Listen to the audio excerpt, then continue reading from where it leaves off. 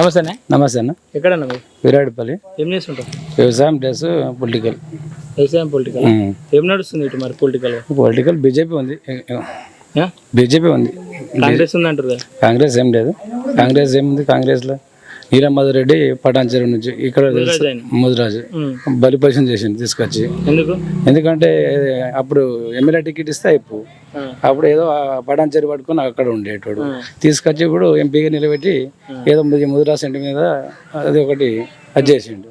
అది ఆయన బలిపరిశం అయిపోతుంది. ఇప్పుడు మరి వెంకటరామరెడ్డి ఆయన ఏంటి 200 కోట్లకు టికెట్ తెచ్చుకున్నాడు. ఇప్పుడు 400 కోట్లు పెట్టి మళ్ళా ఇంతకుముందుకు కొత్త రెడ్డి ఇట్లా పైసలు పంచిండో అదే విధంగా పంచి గెలుదామని చూస్తుండు. అంతేగాని అంతకంటే ఏం లేదు ఇక్కడ.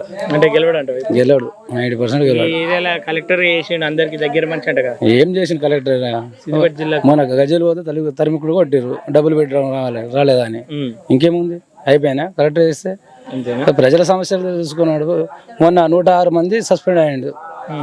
సస్పెండ్ చేసి లేదు, ఈయన పిలిచిండు. ఒక అధికారి నువ్వు కలెక్టర్ చేసినవి ఆ విధంగా నువ్వు అధికారులను పిలిపించి మీటింగ్ పెట్టి అది చేస్తున్నావు. ఎట్లా?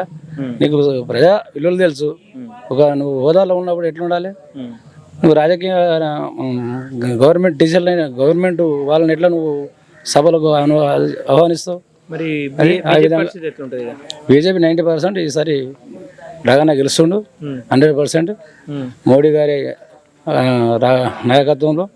ఇవాళ చూడు 370 ఆర్టికల్ మోడీ చేయబట్టి కాబట్టి ఇవాళ అయోధ్యలో ఎప్పుడు 500 సంవత్సరాల క్రితం జరిగిన రామ మందిరం కానీ ఇవాళ రంగరంగ వైభవంగా శ్రీరామనవమి అక్కడ ఉత్సవాలు జరుగుతున్నాయి. ఎవరి వల్ల? మోడీ వల్ల. అవన్నీ దేశ ప్రజలందరూ చూస్తారు కాబట్టి కంపల్సరీ 400 పై చిలుకలే మనకు బీజేపీ సీటు ఎంపీ సీటు గెలుస్తుండు.